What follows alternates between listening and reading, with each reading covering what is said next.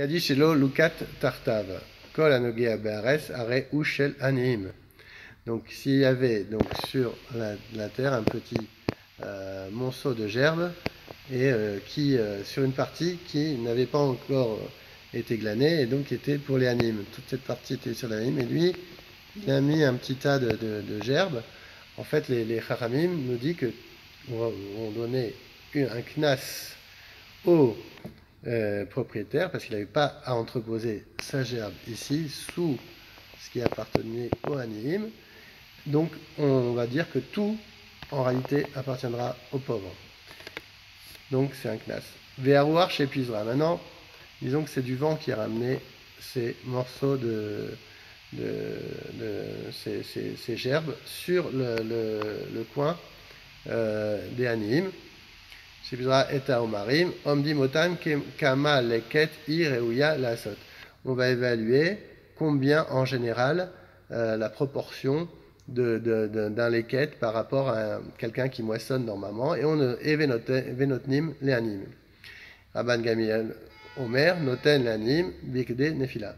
Rabban Gamiel nous dit on leur donne la quantité de gerbes qui tombent habituellement au cours d'une moisson, et il donne donc le chiffre, c'est entre 1,40 et 1,50 de leket. Mishabet. Shibolet Shebekatsir Verosha Magia Lekama.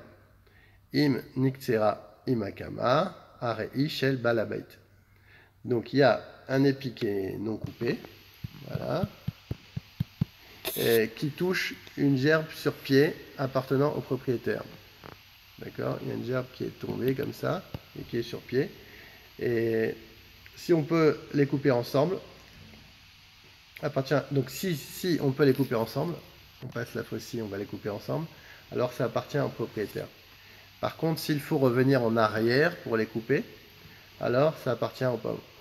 Donc, Shibolet Shebiel Beosho Magia Lekama, Im Niksera Imakama, Are Ishel Balabai, Im Lav Are Shel Anim. Donc, s'il doit revenir, donc ça appartient au Anim. Shibolet Shel Leket, Shenit Arva Bagadish. Donc maintenant, il y a du Leket, donc des gerbes qui ont été oubliées, qui sont tombés sur un tas de pieds, sur des épis. Maaser Shiboulet Achat Venoten Lo. Donc qu'est-ce qu'il va faire? Il va prendre une gerbe et il va en prendre deux. Il va faire un tnaï. Si celle-là, elle appartenait au anim, elle ira au anim. Si celle-là, elle n'appartient pas au anim, elle sera le maaser. Amar Rabbi Eliezer, Vechi Echani Azé Machliv Davar Shelo Bershuto. Le propriétaire n'a pas le droit de faire quelque chose avec la gerbe qui ne lui appartient pas, puisqu'elle appartient au Ani. Donc qu'est-ce qu'il doit faire? Il doit tout rendre efker. Et la Mezaket Ani Bechol Agadish, il va dire tout ça appartient au Ani, fait un tnaï, que tout appartient au Ani, au pauvre. Ou Maser Shibolet Achat Noteno. Et il donnera une des shibolettes pour le Ani. Il le reprendra ensuite. Il refait le kinyan dans le sens inverse, donc tout lui revient, mais il aura donné entre-temps une gerbe. Mishnah Gibel. En megali vetofeach. Donc on n'a pas le droit d'utiliser une poulie pour puiser de l'eau. Pourquoi? Parce que ce qui se passe, c'est qu'il va y avoir plein d'eau, il va y avoir de la boue, et quand les pauvres vont venir, ils vont se salir leurs vêtements. Livré Rabbi Meir. Matirin, mipne, chef char. Non, les Charamim nous disent, non, on n'a qu'à lui dédommager le lavage de son vêtement, et donc il a le droit, pour le bien de son champ, de puiser de l'eau du Nahar avec une poulie pour le bien du champ, puisqu'il pourra dédommager le pauvre en lui payant le pressing. Donc il y avait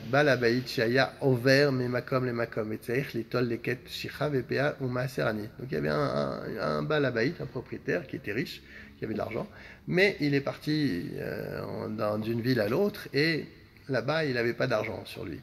Il peut, parce qu'à ce moment-là il était pauvre, puisqu'il n'avait pas d'argent, il n'avait pas de liquidité sur lui, il peut prendre le leket, le shicha, le PA, donc il peut prendre tout ce qui revient normalement aux pauvres, il peut les prendre. Itol. Keshe Arzor le Beto Ishalem. On nous dit que quand il reviendra à sa maison, donc à l'endroit où il a de l'argent, eh ben, il pourra rembourser la somme qu'il a pris aux différents propriétaires. Ani Aya Gotosha. Non, il était vraiment pauvre à ce moment-là, puisqu'il n'y avait pas de liquidité sur lui. Eh ben, il n'est pas obligé de revenir et revendre. Mishtahi. Amachalif et Aniim Beshelo Patour. Ou Beshel Aniim Chayav. Donc lui, il va échanger. Donc ça, c'est le balabait. On va mettre un bet. Et ça, c'est le Ani. Lui, il va échanger avec le Anim, les Matanot Anim, avec une partie de son champ. Donc quand Bichelo Patour, lui, sa part, elle est Patour, ou Bechel Anim, Chayav. Donc quand il va recevoir, avant de donner au Anim, il devra donner le Maaser sur ce qu'il a donné à Anim, puisqu'il était Chayav de Maaser. Chez Keblo et Tassadeh Beharisut, maintenant il y a deux pauvres qui ont reçu un champ Beharisut, donc en tant que métayage. Zenoten la Maserani, Zenoten la M, Maserani, ils ont le droit de s'échanger les deux, leur Maser Ani, puisque les deux sont pauvres. Amekabel Sadeh Liktsor, Assour les Beleket Beshicha ou BPA. Ou Maaserni. Donc quand quelqu'un reçoit en métayage un champ, il n'a pas le droit de prendre les produits qui appartiennent aux pauvres, entre guillemets le lichet, le shicha, le péa ou le Maaserani.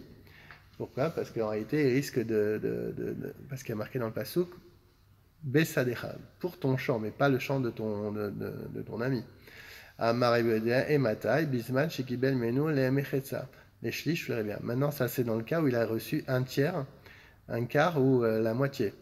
Avalim amar lo shlish mashata kotser shelcha.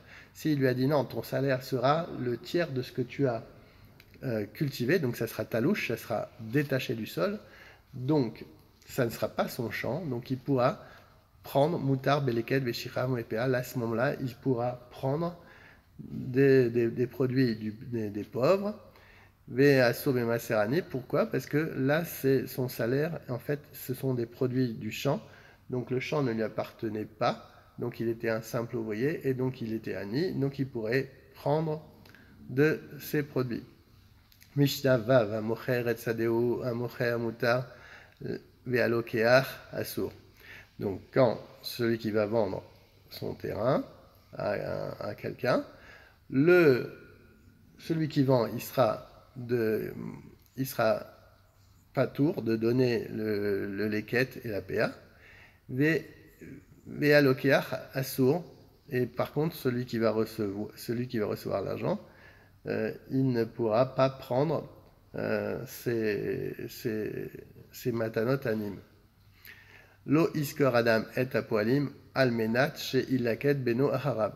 Un homme n'a pas le droit de diminuer la paye de son ouvrier en disant la compensation sera le fait que ton fils viendra prendre les léquettes après toi.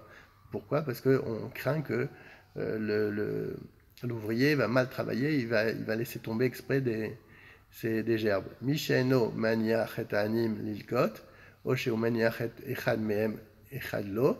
Maintenant, celui qui ne laisse pas les animes rentrer dans son champ ou pour faire les quêtes, ou alors qui favorise un ani plus un pauvre plus qu'un autre, ou alors il en aide un à prendre plus que l'autre, Areze Gozel et Anim. Celui-là, on va dire qu'il vole les pauvres.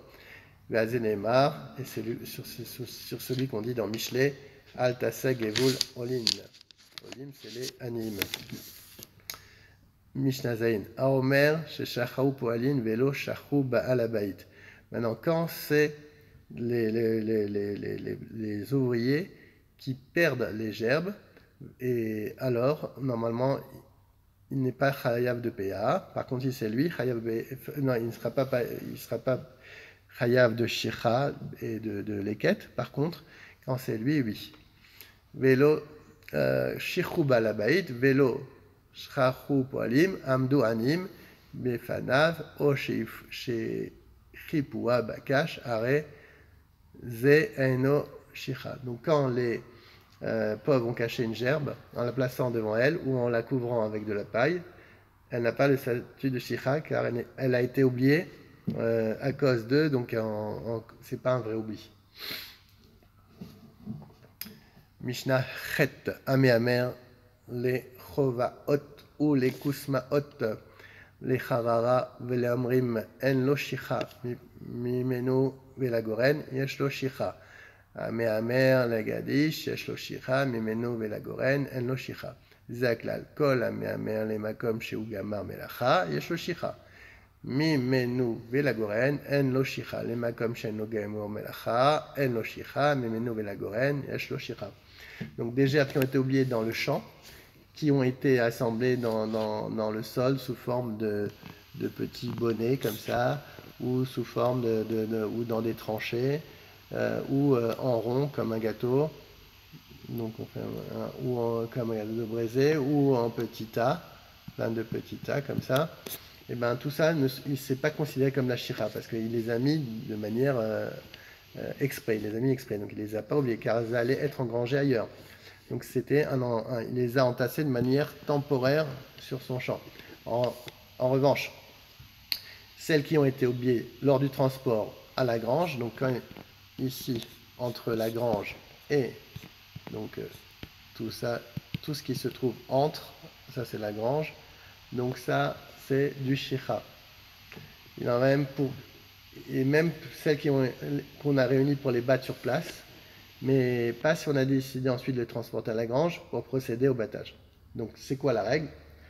Quand les gerbes sont assemblées à l'endroit de la mise en tas ultime, donc c'est Gmar Melacha, où le battage sera effectué, celles qui ont été oubliées dans le champ ont le statut de shicha, mais pas celles qui sont oubliées plus tard, lors du transport dans la grange. Quand elles sont assemblées pour une mise en tas provisoire, c'est l'inverse. Celles qui ont été oubliées lors du transport sont considérées comme shicha. Donc celle-là c'est shicha. Mais celles qui ont été oubliées dans le champ lors du transport vers l'endroit de l'entassement, mais pas celles qui ont été oubliées dans le champ lors du transport vers l'endroit de l'entassement temporaire.